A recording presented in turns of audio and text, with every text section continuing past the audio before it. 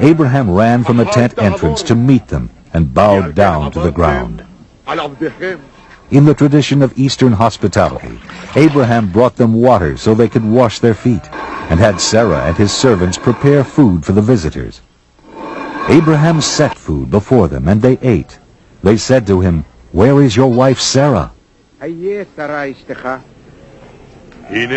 he said, "There, in the tent." Then one said, "I will surely return to you in due season, and your wife Sarah shall have a son." The men then set out for Sodom, and Abraham went with them to show them the way. As the men turned and headed for Sodom, Abraham remained and spoke to the Lord. The Lord explained to Abraham that there was a great outcry against Sodom and Gomorrah for their wickedness and sin, and he had come to judge them. Abraham then fulfilled God's promise that he would be a blessing even to other nations. He stood before God and questioned his decision to destroy Sodom and Gomorrah. If there was even a small number of God-fearing people, could not the sinners be saved? Suppose there are 50 righteous within the city. Will you then destroy the place? And the Lord responded to Abraham, "If I find at Sodom 50 righteous in the city, I will forgive the whole place for their sake." Then Abraham continued to bargain with God. "Will you destroy the whole city if you find 45 righteous people?" God answered, "No." Abraham persisted. "How about 40? How about 30? How about 20? And then, perhaps remembering he was indeed arguing with the Almighty, "Oh, do not let the Lord be angry if I speak just once more. Suppose 10 are found there." Abraham's argument convinced the Lord, and the Lord promised Abraham, "For the sake of 10 righteous, I will not destroy it." And the Lord went up from Abraham.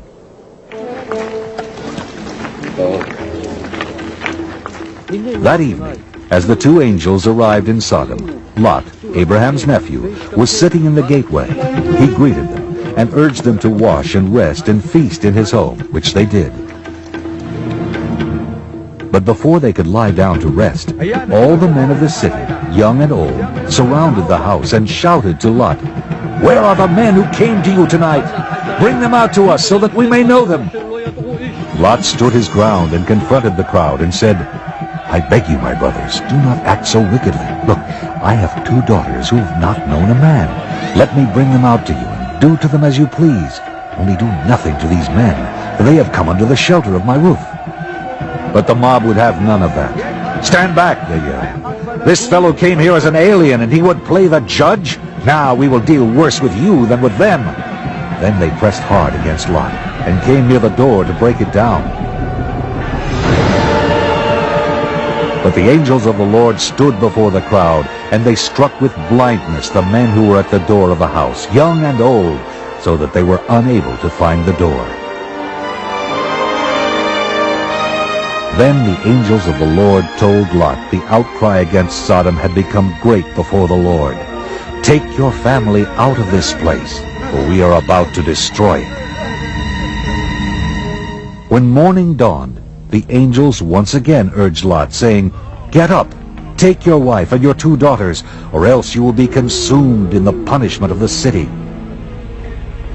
When they were outside, the angel said, "Run for your life, flee to the hills, and do not look back or stop anywhere in the plain. For if you look back, you will perish." Then the Lord rained on Sodom and Gomorrah sulfur and fire from out of heaven, and he destroyed those cities, and all the plain, and all their inhabitants, everything that grew on the ground. Lot, his daughters, and his wife struggled to escape.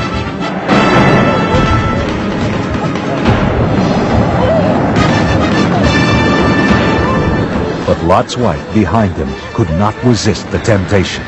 She looked back and became a pillar of salt.